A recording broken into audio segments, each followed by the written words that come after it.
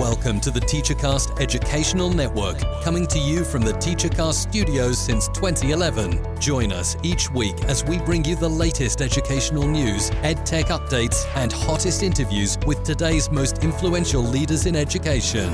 And now, for your host, Jeff Bradbury.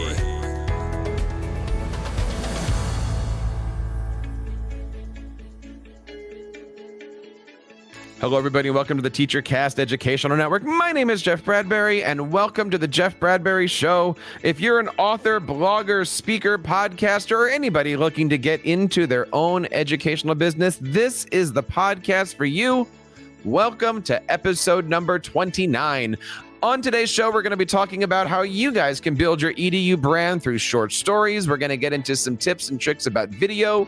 And we've got an amazing guest today named Tim Cavey, who's coming on today to talk all about how he built a great brand and a great podcast called Teachers on Fire. But before we get to our guest today, my question is simple. How are you guys today? It is, of course, getting into the beginning of April here. Weather's getting a little bit warmer, and I know so many of you guys are out there looking to build your EDU brands as we go into conference season. We're talking a little bit this month about how we're going to be creating proposals, how we're going to win the RFP game, how we can be presenting at great conferences like ISTE, FETC, and, of course, what do you do if you get asked to be at a conference presenter? Look for these topics, all and more, coming up on the Jeff Bradbury Show. We've got some great guests coming up in the future. Teachers on Fire, of course, is today. We've got Teach Better coming up. We've got Leaders of Learning. Lots of great episodes. So don't forget to hit that subscribe button and share this podcast with your friends. All of our archives can be found over at buildyouredubrand.com. And next week, guys, you don't want to miss the show. We have a great and very special announcement coming up. Some of the great things that are happening over here on the TeacherCast Educational Network, you guys don't want to miss, especially as we start ramping up and getting a lot of great content coming out to help you guys build your EDU brand. But enough about me. We are going to move right on quickly to our guest segment for the day. My guest today is a husband, stepfather of two, 8th grade teacher, assistant principal, and the host of the Teachers on Fire podcast. But I know him simply as Tim Cavey, an amazing guy to get to know. I want to welcome onto the show, Tim Cavey. Tim, how are you today? Welcome to the Jeff Bradbury Show. Thank you so much, Jeff. I am feeling great. And let me tell you, it's an honor. You know, I'm a listener on the podcast, and so it's an honor to be here. Thanks. It is great to have you. As we said, you're a teacher, you're an administrator, and you've got a great podcast. And you are one of those guys that's out there building your brand. And of course, you're part of our little Edu Podcasters group. But enough about me singing your praises. Talk a little bit about yourself. You've been teaching for how long? Tell us a little bit about where you are. You're in Canada, aren't you? That's right. I'm outside Vancouver. This is my 20th year teaching, Jeff, which is humbling and also embarrassing because that means I'm getting old, but that's okay. I'm experienced, right? And so I completed a master's in educational leadership in 2019. I always point to that program as really sort of revitalizing my education journey. A year before that, I started a podcast. A year before that, I read Mindset by Carol Dweck. And so there have been a few pivotal moments in my professional journey that has really changed my outlook and opened my eyes to the power of content creation and not only the opportunities available, but the power of what it can do for professional growth as well. How do you see that? Because so many teachers out there listening to this are looking to build their brands. I mean, we are here to help them out. We're going to talk about a few of those things today, but you've taken that really to that next level that we see in so many edupreneurs where you've got a brand, you've got a show. Everything we're going to talk today is on brand. How did you come up with this whole concept of Teachers on Fire, and what made you say, I want to do something a little different than just sit in an educational office? So I always point back to, even before the events I mentioned, even before reading Mindset in 2017, I point back earlier to that, to my own podcast experience as a listener. I was a big fan of entrepreneurship podcasts and other kinds of podcasts. But in the entrepreneurship space, there are some voices, some names that you would recognize, people like Gary Vaynerchuk, John Lee Dumas, Pat Flynn, and others who really talk about the the tremendous opportunity that we have to amplify our voices. They talk about how the old gatekeepers of publishers and TV networks are falling, and we live in this landscape, this amazing internet landscape where we can all share our voice for free. And in the course of my thinking and learning about that landscape, I also started thinking, what if there was a great podcast for teachers? And as I searched Apple Podcasts, I couldn't really find a great one. And I thought, I'm going to step into that void and fill that void and bring teachers a show that really profiles other educators and shares ideas that will spark thinking and ignite practice. Well, lo and behold, there are hundreds of other podcasts out there, but that's okay. I think every voice adds something to the conversation. You asked the question, like, what does it do for a teacher, or why should any teacher jump into that kind of activity?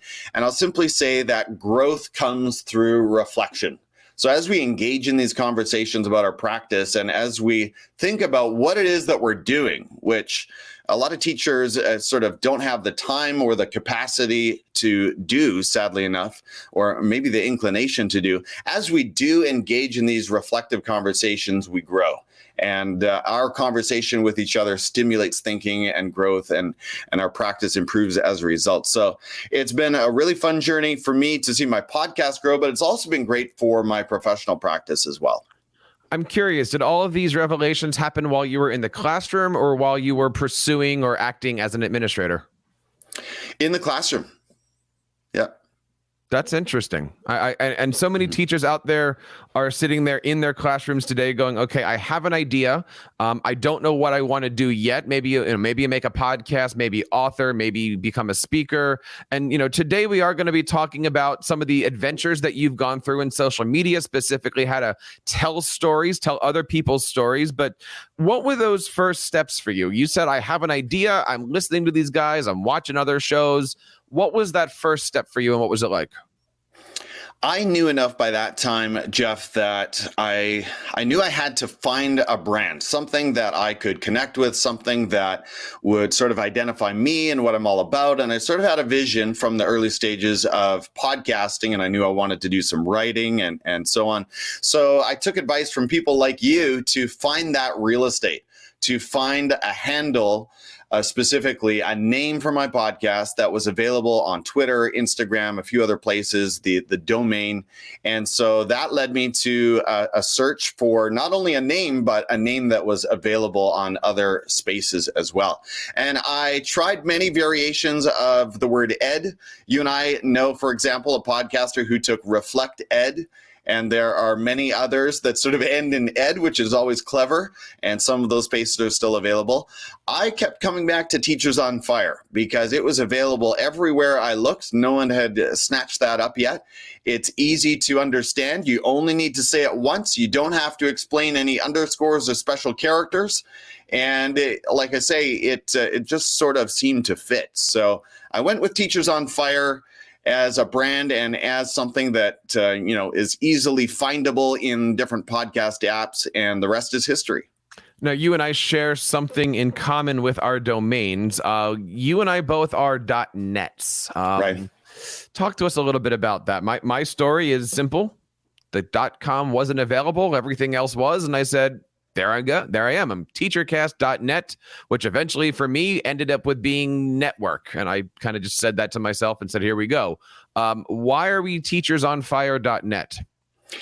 Yeah, same story here. The .com was taken, and I believe right now it may be available. Don't snatch it up, Jeff, but I believe it may be available, and I know the right next step for me as a content creator and proprietor is to snatch it up, or at least redirect it to .net, or redirect .net to .com, or whatever the case may be. And so I think that was just the situation that it was taken, and I would always prefer the .com like you, but went with .net, and hopefully at some point I will have all the dots or all the big dots. .org, we'll throw that in there as well, maybe a few others, and all pointing to one site.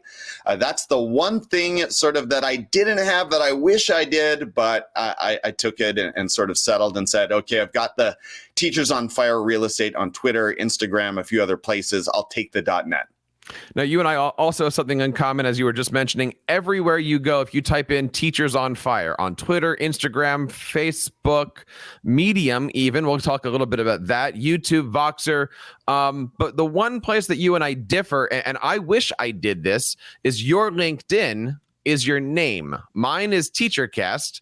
I'll say back then I didn't know any better. But why LinkedIn for your name? We've done other LinkedIn shows and everybody kind of agrees on this. Why is LinkedIn your name and why is LinkedIn not your brand? That's a great question. I mean, just the nature of LinkedIn, and I probably don't have as good an answer as you're looking for, but I guess my thinking is that LinkedIn really is built around profiles. There's just no escaping. It's built around human profiles. So to compare it to Facebook for a moment, on Facebook, I do have a Tim Cavey profile, a personal profile, and then I have my Teachers on Fire page and my Teachers on Fire group. On LinkedIn, it's built in a similar way. It's built around human business profiles. And so I would agree with what you just said. I think it's probably best to keep that name and allow people to find you through your name. I have started a Teachers on Fire page on LinkedIn. I haven't put a whole lot there, but I'd like to start adding content there so that, number one, it's taggable. So if people are talking about their experience with Teachers on Fire, that will hyperlink within the LinkedIn environment. I think that's important.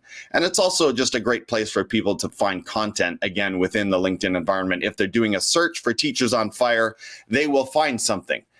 So I think it is important, if you can, to have a page for your brand. But yeah, LinkedIn is built around people. There's no escaping that. So I would recommend sticking with the personal profile. Now, today we're going to talk all about the work that you're doing in telling other people's stories. And I love the fact that no matter where I go, I'm getting these notifications that says you're going live on LinkedIn, on StreamYard, on Instagram, all these different places to tell stories. But as we're looking at that kind of work, you've been telling your own story. I want to ask you about the top of your website here, profiling agents of growth and transformation in K-12 education. I always say if you're going to have a subtitle, it should be your story. Mine is simple, a place for teachers to help other teachers. When did profiling agents come into play? Was it always there? And how'd you come up with that? I knew at some point, or I guess I learned that you need some kind of a mission, as you just said. You need some kind of a focus, some kind of a direction to help people understand what it is you're doing and the story you're telling, how you will help their practice. And honestly, I've thought about tweaking that line, and I still may at some point, because my mission is slowly evolving a little bit. In terms of the content I'm producing today, it looks a little bit different than it did 2 years ago. But I like that idea of having not so much a tagline, but letting your visitors know what it is you're all about. So if you do visit teachersonfire.net, and it's a site that does need some upgrade when I put it beside TeacherCast, it needs some help, but it is slowly evolving, and you will know just by looking at that banner at the top, you'll know what I'm all about. You'll have a sense of my message and my story. So yeah, I think it is important to let people know what it is you're trying to achieve. And talking about your website here, we often get the question of how do I build? Your website is built on what platform? WordPress.com. Why? I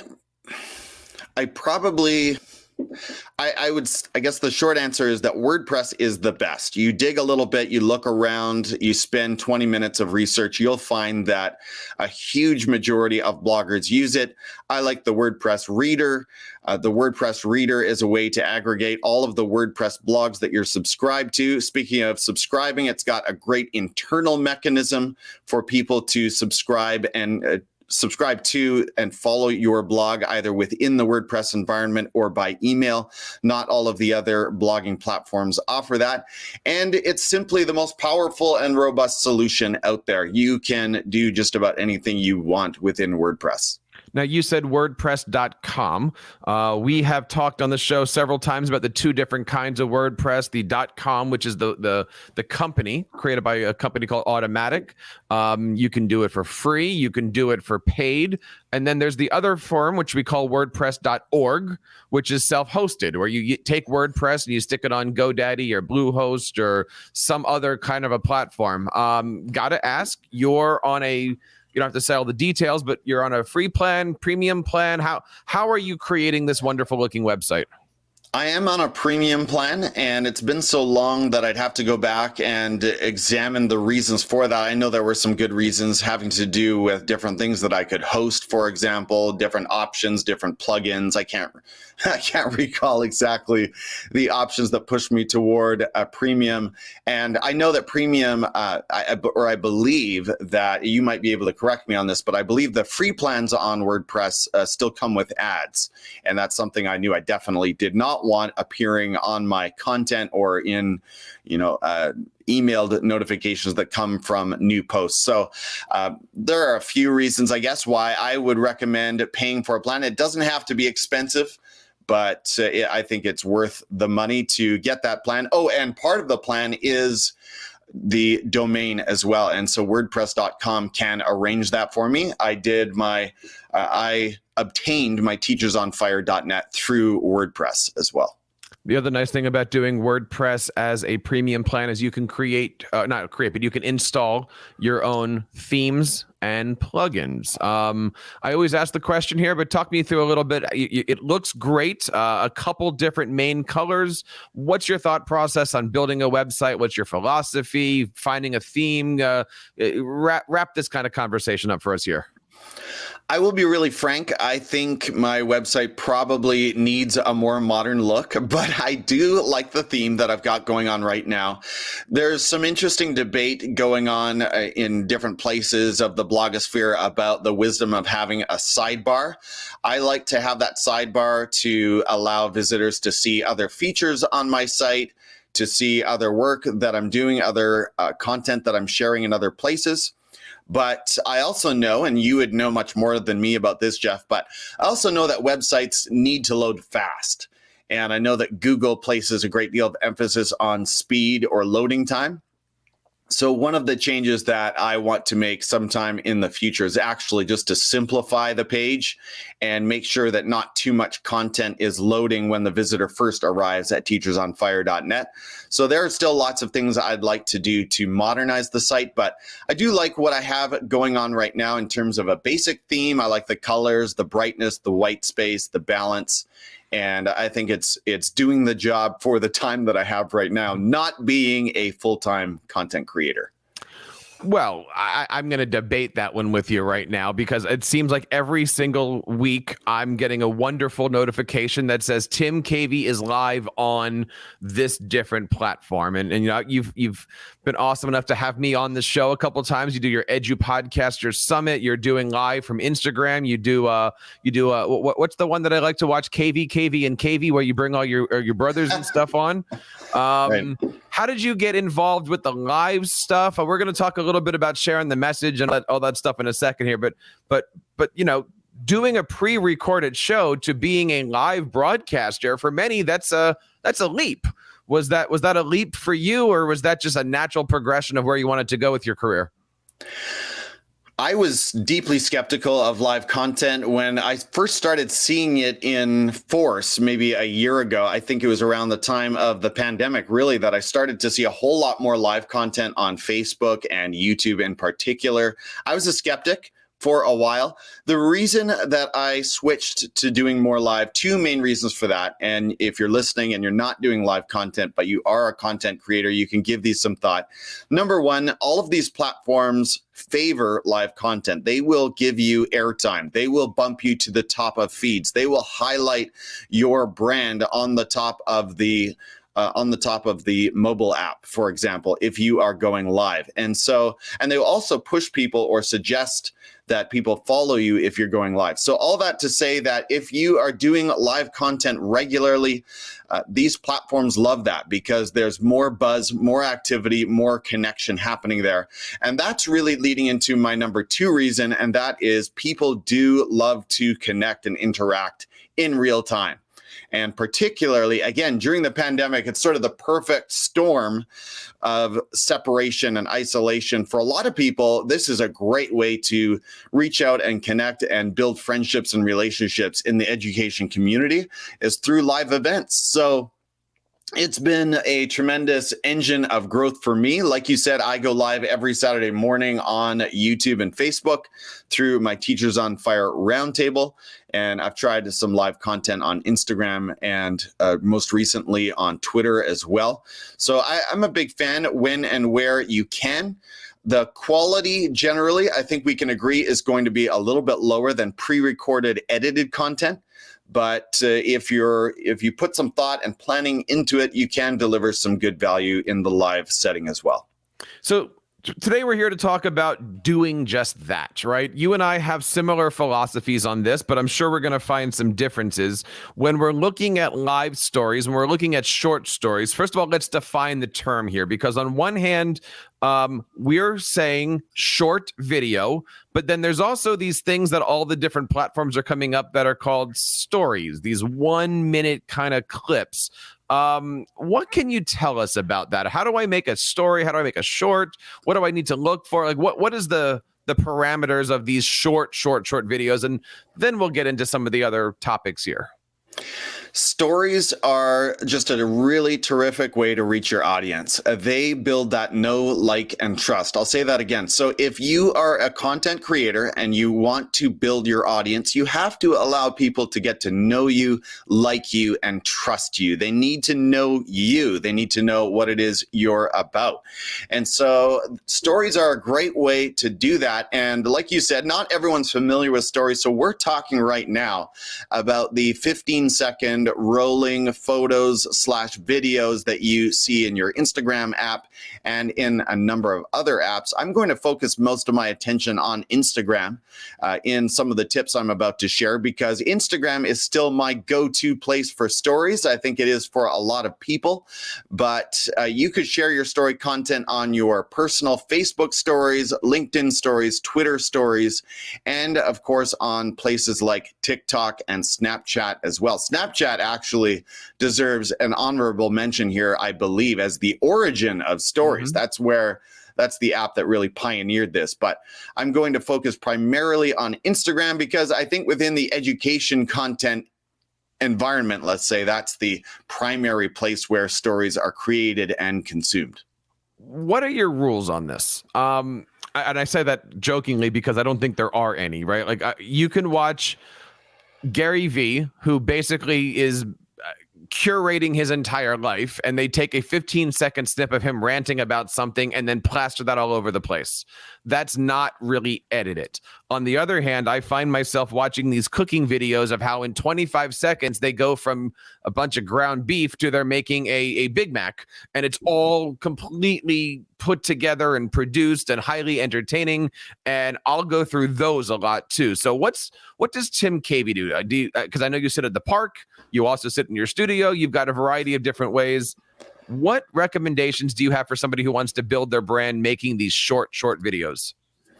So I have a few tips, and you said it well. I don't think there are any so-called rules that you have to follow. You can get creative and think outside of the box, and there are lots of creators doing things that I have not thought of, and so I love learning from other people. But my first tip, Jeff, would be to simply try to show up daily. And again, this is not a should, it's not a pressure situation, but if you can show up daily, what that does is, again, talking Instagram stories first and foremost, it means that you will always have stories available. There are users out there, and I know you're not one of them personally, or not yet. I'm still working on you, Jeff, but there are users out there who will only look at stories. They don't care about their Instagram feed anymore. They are going straight to stories, and that is how they are consuming content. And so we need to think about those users and say, I want to have stories available at least once or twice within every 24-hour cycle. Again, I'm talking to content creators. I'm not talking to every single teacher out there who is perhaps busy and has no time to play around in these kinds of environments. But if you are interested in sharing your message and building your community, then my advice is to show up daily. Vlogs are the best ROI for time to impact. And what I mean by that is just turn your phone on yourself, selfie cam, and just talk to your audience about what it is you're learning, share a highlight from the day, share about the last bit of content that you created. It doesn't have to be Oscar-worthy content. You're simply talking to your audience. And it's that personal message that a lot of people really resonate. So show up daily. Now, you had mentioned something in there I want to pause on. You're talking to yourself, or are you talking to your audience? You're talking to your audience. So, and you can preface that in different ways. I mean, we see vloggers on YouTube sort of opening with, hey, what's up, guys? You know, I often start with, hello, Teachers on Fire, because that is my audience. That's my community. Depending on your brand and what it is you're doing, you can open that in different ways. But yes, you're definitely speaking to the viewer. Now, I want to get to your second point here, and I think this is the most important, which is if you're going to be doing something, make sure that everybody has the opportunity to see it, whether they're listening or not. Talk to us a little bit about your second tip here. So when it comes to making vlog style content, and we're talking here about videos, you can certainly throw lots of pictures and graphics in your stories, but I think videos are super powerful in terms of, again, time to impact ratio.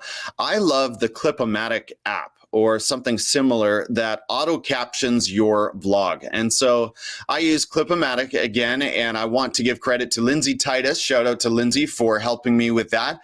And the reason is that a lot of people are consuming these stories on silent. They're standing in a lineup at Costco and maybe they don't want the volume on. They are putting kids to bed. They are in a library. I don't know what it is, but they can't always have the volume on. And if you are speaking, they will do a hard swipe and just move on to the next person because they don't know what it is you're saying. So I love using an app like Clip-O-Matic to record my content. It will auto caption it, and then I throw it in my stories, and that way you can understand what I'm talking about. Okay, I'm confused here. Are you recording in Clip-O-Matic and broadcasting at the same time, or are you recording a video and then opening your Instagram and then up? What's the process here?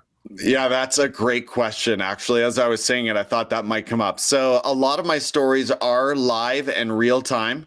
And sometimes if I'm walking down the beach, I'll just pull up my Instagram app and I'll just shoot some live, when I say live, I mean recording in real time and then throwing that up on my stories. They're never live. That's something different. So I want to be clear about that. But they're almost live if you follow. They're real time. They're recorded in Instagram. What I just described with Clip-O-Matic is a little bit asynchronous. So I'm in my car at the end of the day. I record a message about something I learned. I do that on my Clip-O-Matic app. That's going to give me the auto captions. Then I take that under 60-second video and I move over to my Instagram stories, and I upload it there. It seems like it's a lot just for 1 minute of video. And I think that might be the reason why I don't do this yet or so like that. Like, it just seems like it's a lot of this moving around versus like a Periscope video. You get on, you're live, thanks, get off. How much time does it take for you to, I hate this term, produce a 1 minute video? Well, again, so my first point was in terms of time to impact ratio, nothing beats just a basic vlog. So if anyone is overwhelmed by the idea of going out to a separate app like Clip-O-Matic, definitely can't go wrong just shooting that basic video. I'm not discouraging anyone from doing that. So I want to be clear about that. If you do have the time or the bandwidth or capacity, like I say, captions are great. And so to answer your question, maybe it takes 1 minute more to record it in Clip-O-Matic, take that video, which is saved to my phone, throw it on Instagram, up to my stories, literally 1 minute more. So we're not talking a great deal of time or production happening here. And for the record here, Clip-O-Matic is a free or a paid app? It is paid. It's about $5 all time, or $5 permanent purchase. It's not a monthly subscription or anything like that. But if you're going to get into this type of stuff, sometimes you got to pay for things. And one of the things that is certainly not having to be paid for, one of the things that's absolutely free, is your third tip for the day. So what is tip number 3? Tip number 3 is shout out creators and their content whenever you can. And here's the amazing reason why. On Twitter, I've built a lot of my podcast audience on Twitter because there's something called the retweet, which presents this enormous opportunity for a viral quality to your tweets. I can put out a notice about my content. Jeff Bradbury can retweet it, and now I'm in front of Jeff Bradbury's audience on Twitter, and it's retweeted again and again and so on. That is very difficult to achieve on Instagram. There's no way I can get in front of Jeff Bradbury's audience, Jeff Bradbury's network, by simply putting a graphic in my feed, in my main Instagram feed. But if I put something in my stories and I tag Jeff, then Instagram gives him a wonderful option to share that story in his stories. So what I've taken to doing, to bring it back to this third point of shouting out other creators, is what I call a win-win. If I listen to your podcast and I thoroughly enjoy it, sometimes I will take a moment to go to Spotify, and Spotify's got an option called Share to Instagram Stories. And I will say, hey, listen to the episode, love the episode, emoji, and I will tag you. And what that does is it shows up in your DMs. So you get an option to share it to your stories. And that is extremely powerful. It's giving you some social credibility, some social proof that, hey, there's a listener out there who is gaining tremendous value from my content. And it gives me a win because my name gets in front of your listeners and your audience. So it's something I've done many, many times. I know creators always appreciate shouting out their content. They appreciate that social proof, and I appreciate being able to get in front of their network. Now, I'm so glad that you mentioned all that stuff, because as we're going through giving shout outs, one of the questions that comes when we start to interact with our audience, or when we all start to become creators, is that famous question of, what kind of equipment do you need? Do I need the latest phone? Do I need a microphone? Do I need a boom arm? Do I need a tripod? What do I need to do? Talk to us a little bit about your fourth tip of the day. I like to just start with your phone. Phones are so powerful. They're so clear. You really don't need very much more. If you really want to take the next step, something I've picked up is kind of a $20 little phone tripod with a vertical clip to put my phone, to sort of position it vertically. And I do that for Instagram Lives, which we're not really talking about today. But in terms of simply creating stories, Jeff, there's no equipment that people need. It's simply using your phone's camera to record yourself, to record content, or to create graphics that you may want to share. One other idea that I want to mention here in this fourth point is this idea of simply using your phone's screen recorder to capture your own content. So let's say that I create this dynamic and informative blog post. I can, I'm an iPhone user, so I can go into my settings on iPhone. It's hard for me to show you sort of over the airwaves, but if I do a long press on the microphone option in my iPhone settings, it will give me the option to screen record with the microphone on. And so then I can go over to my blog in Google Chrome and I can record myself talking about the content that I just created. So I can say, hey, everyone, here's a great blog post that I made. It's going to help you do this. It's going to help you do that. And it's going to be super helpful when you try this in your classroom. End of video, 15-second video, throw that up in my stories. But now I've got that sort of self-guided, narrated tour through my stuff that I really only took about 30 seconds to make. One other way to use screen capture is if I create a YouTube clip, I will record it right there again on my phone. Take a 15-second clip from your YouTube clip right there in your YouTube app. Throw that in your stories as well. Now, when Jeff's going through my stories, he comes up to this YouTube clip and he sees, oh, that's an amazing guest, someone like Dan Kreiness, the leader of learning. And he's sort of interested in what's going on. That's a little bit of a different experience than simply seeing a message from me saying, check out my new YouTube video. It's a little bit of a different experience to get that 15-second sample. So we're talking about really easy things you can create that expose your content and share your content in a vibrant way. It seems like the message here, Tim, is, shout out to as many people, build a community, but it's not just a community of people. You've already talked about a community of applications from your Facebook, your Twitters, your Instagrams, your Clip-O-Matics. Having a team of applications that's going to help you build your EDU brand is just as important as having a group of teachers on fire that are going to help you build an EDU brand. See what I did there? Absolutely. Yeah. I can't say it any better.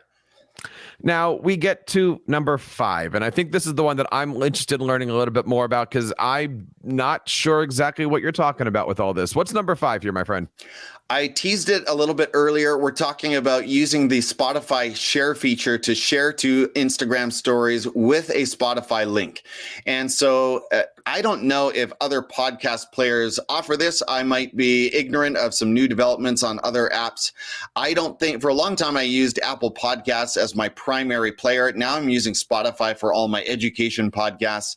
And what I'm talking about is something, again, that I mentioned, and that is when I've created a podcast episode, I can go into the Spotify share options and share directly to Instagram stories. And here's the key. It will include a direct link to the Spotify player. And so if I'm viewing Jeff Bradbury's stories and he's got a story like this in his Instagram feed, it will say, click here to listen to episode on Spotify, and that will take me directly to that episode on Spotify. That is the only way that I know of to embed a link organically. We're not talking today about paid ads or swipe up. That's sort of another world that we're not going to get into. But for your typical content creator to achieve this organically, it's a really nice way to actually give people a link right there in their stories. We're not talking link in bio. We're talking link in stories directly to the episode. Does that happen on both the mobile Spotify and the desktop Spotify? I just was looking at it on the mobile, but I'm opening up Spotify on the desktop now to see if they've got the same sharing features. Do you know how available this is? I would guess that you cannot. I may be wrong, but on desktop. There it is. You can click on a podcast. I don't. We haven't talked about this yet, but I've been listening to Renegades. Have you heard the Renegades podcast? No. This is Bruce Springsteen and Barack Obama, and they're 45-minute long episodes. They're not political. They're not music. They're life lessons. And shout out to Barack Obama because I'm sure they both need it from me. But that is a great podcast. And right there it says share, and you've got Facebook, Messenger, Twitter, Skype, Tumblr, Spotify code, copy link, copy embed code, copy Spotify URI. There's a lot. I've got a new podcast episode. Thank you to Mr. Cavey. There's amazing sharing features. Again, that's one of the reasons I like Spotify as a creator. And I should also mention, I'm focusing my attention on Instagram stories. It will do the same thing on Facebook stories as well. So I do a separate share. Don't share in both places because that is an option. But if you do a separate share onto Facebook stories, then it will give the link on Facebook stories as well for your Facebook users to go, again, directly to, with one click, directly to your Spotify episode. Tim, there's certainly a lot of great things here as we go through. And I got to ask, what is in the future? We're in the middle of 2021 right now. What is in the future here for the Teachers on Fire brand? hopefully a book. That's something I've got on the horizon, and it's something I'm not making a tremendous progress on, but I've got some great encouragers around me. So hopefully a book will be happening over the course of this year. I've got the outline in place. In terms of growing my brand and moving forward with content, I'm simply trying to keep up, Jeff, frankly, with the goals I've set for myself. So like I said, I do the weekly Saturday morning roundtable show, which I thoroughly enjoy, and then I repurpose that content in other ways. And I would always like to do more blog writing. So the book is sort of the one more thing, which I think is what you're asking about, the one next thing that is on my horizon. But other than that, I'm just enjoying what I'm doing right now. You're also going to be continuing to do your Saturday shows, your live stuff. And again, I want to remind everybody, check out everything that Tim is doing on Instagram, Twitter, everywhere. Before we get to the special bonus part of this podcast here, I had mentioned earlier Medium. Now, this is something I really would love to do a whole show on. You and I have had conversations. I'll throw it out there. Why Medium? So right away, I'll acknowledge there are different schools of thought on this. We've got a mutual friend, Jeff Gargis, who I know would disagree with what I'm doing on Medium and say, build all of your content, your primary domain, and bring all of your traffic to one place. So that's something definitely to sort out. It kind of depends on how much you believe on Medium and where Medium is going as a platform. But one distinguishing characteristic about Medium is that it does compensate writers based on engagement with their content. And so I do get small, not huge, but small monthly checks from Medium based on stories I've written or even older stories that are continuing to get more traffic. And so that is never, that never hurts, right? For content creators who are teachers and looking to bring in more income to help their families. So that's something that I've invested in. And my workflow is typically write a story on Medium, and then again, if I'm organized enough, 2 or 3 weeks later to, again, repurpose that article, try to revise it and edit it and sharpen it up a little bit, and then repurpose it on my website, teachersonfire.net. So I'm a big Medium believer. And one more thing I'll mention too is for anyone interested, including you, Jeff, or anyone listening, if you're an educator looking to share ideas on Medium, I would encourage you to connect with me. I have a publication on Medium called the Teachers on Fire magazine. It's got about 600 subscribers, and you can submit your piece to the publication through your profile. That might be too confusing if you're not on Medium today, but one step at a time, I assure you, it's very simple, very straightforward. And then my publication sort of helps you get that visibility if you're just starting out. So keep that in mind as well. We will definitely want to have a show on that. If that's something that you're interested in, please let us know. You can reach out to us over on TeacherCast. And of course, check us out over at TeacherCast on Twitter and let us know what you think about this show. But we are not done. As there you go. As Tim said, and in those famous words of Tim Cavey here, we have one more thing. There's a sixth thing that we want to be talking about. We talked about showing up every single day for your audience. We talked about using apps like Clip-O-Matic. We talked about giving shout outs to creators, using your phone screen to do video capture, using great applications like Spotify, but there's still one more thing. Tim, what is number 6? Number 6, the bonus item is Canva, and Canva is offering free accounts to educators. So educators, make sure you are submitting that Canva application because it is an amazing world, and it's a platform that is only growing more powerful by the week, it feels like. Mm-hmm. So the reason I love Canva, and to keep it specifically within the context of what we're talking about today, which is stories, you can create any kind of a graphic on Canva, a striking, beautiful graphic, maybe a YouTube thumbnail, a poster, something for your blog content, and then use that magic resize feature to quickly adjust the size for your stories. And it will do that in a few clicks. You may want to resize some text a little bit or readjust the location of some images, but by and large, that work has been done for you. And something else that I want to play with that I've discovered, my education content content gives me access to is seemingly all or most of their beautiful stock video library. So you can put some faded video running behind your messages, behind your text, and have that running, have that motion happening, and then throw that on their stories. I promise it'll be jaw-dropping. I've played with this a little bit. I need to do a whole lot more of it. Again, doesn't take a lot of time, but Canva is a way to make your content look spectacular. Tim, I got to ask you here, and this is the podcaster to podcaster question. This is the husband to husband question, but mostly this is the dad to dad question. We've talked about you being an educator. We've talked about you being on fire. We've talked about you being a webmaster, a Medium magazine host, an author of an upcoming book. As we turn the pages here, you've got all this great stuff coming out. Question that I get often is the question I'm going to throw it to you. How do you do it? How do you find time? Where's that work-life balance? How's the family? Absolutely. So, well, it might help to know that I'm a stepdad. I've got two wonderful teenagers. They spend their weekends primarily with their biological dad. We're getting a little bit personal, but this is kind of the answer to your question. So my wife is studying right now. She is in a university program. And guess what? We spend a lot of our weekends with her studying and me doing school stuff, and then of course creating content. So I have a very gracious wife who allows me to create and play and learn and do a lot of what I'm doing on Saturdays and Sundays.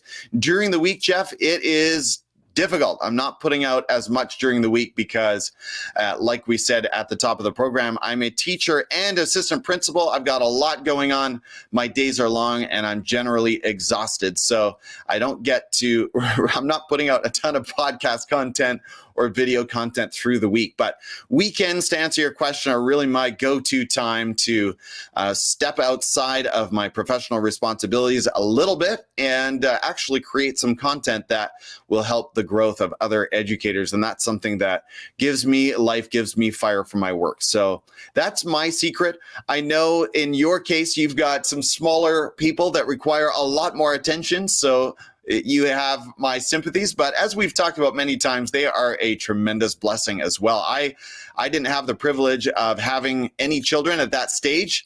I showed up as the stepdad after the diaper stage. So, my two teenagers are pretty low maintenance, but I can completely empathize that if you do have little people around the house, it's a little tougher to find that time to create, no doubt. We always want to make sure that we're spending the time with the right people, and that's what we're going to do today as we wrap up this episode. Tim Cavey, thank you for coming on for the first time. You're, of course, always welcome to come on as we go through. And what advice would you have for anybody out there who's looking to build their EDU brands? Know, like, and trust. I'm going to go back to those three words. Allow your audience to get to know you, get to like you, get to trust you. And as you do that, as you find ways to do that, to reach out, be personal, build relationships, the audience will follow. So, Jeff, thank you so much for the opportunity. It's been a pleasure. You know I'm a huge fan. Keep doing what you're doing. And thank you for all the help you've given me along the way. I appreciate it so much. Well, Tim, it's guys like you that make us want to do these types of shows, and I'm sure people say that to you all the time. Check out all the great stuff over on teachersonfire.net, a fantastic website, fantastic brand, and more importantly, a fantastic host. Don't forget to check him out on Instagram. You never know, there might be another Cavey on the show also that is equally as awesome and important. So check out all that great stuff, and don't forget to check out all of our great stuff over on buildyouredubrand.com, where you can find our free 90-day email marketing course and so much more. This is episode number 29, and we have a lot of great shows coming up, including our friends from Teach Better, from the Aspire podcast, and you never know who might be coming on to talk about the great things that they're doing with their network and on their clubhouses. That's a little preview of what's going on here over on the Jeff Bradbury Show. So one more time, thank you to Tim and everybody here on the TeacherCast Educational Network. My name is Jeff Bradbury, reminding you guys to keep up the great work in your classrooms and continue sharing your passions with your students. You've been listening to the TeacherCast Educational Network, hosted by Jeff Bradbury. Please reach out to the show with all of your questions on Twitter @TeacherCast or online at www.teachercast.net. Be sure to subscribe to our podcast so you don't miss any future episodes. And please take a moment to write a review in the App Store.